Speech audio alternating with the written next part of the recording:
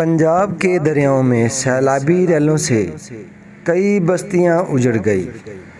दरियाओं में कहीं दरमियाने और कहीं निचले दर्जे का सैलाब है। सैकड़ों एकड़ पर मुश्तमिल फसलें सैलाबी पानी की जद में आ चुकी हैं। आरीवाला में कई बस्तियां सैलाबी रैलों की जद में आ गई हैं। ढोला के मुकाम पर ज़मीनी राबता मुनक़ता हो गया है। कसूर दरियाई सतलज की सतह में कुछ कमी तो हुई है, लेकिन सैलाब ज़दगान को मुश्किलात का सामना अभी भी है। लोग घरों की छतों पर पनाह लेने पर मजबूर हैं। हालिया दिनों में मानसून की बारिशों और सैलाब से जिस पर बड़े पैमाने पर तबाही के दिल खराश मनाज़र देखने को मिले हैं, वो गुज़श्ता 30 सालों में वतन अज़ीज़ में आने वाली तमाम आफात से बढ़कर हैं। मुतासरा इलाकों में लोगों का सब कुछ बह चुका है।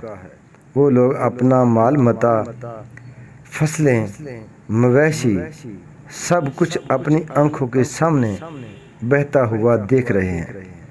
लोगों के घर डूब गए हैं, लोगों के घर गिर चुके हैं और वो इस कदर बेबस हैं कि वो इसे बचा नहीं पा रहे।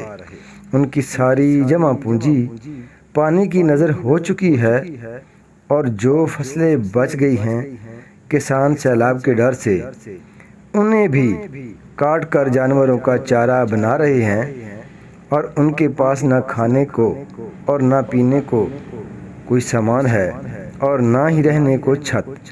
खुले आसमान तले बेयारो मददगार बैठे हैं। ये लोग किसी मसीहा की तरफ उम्मीद भरी निगाहों से देख रहे हैं।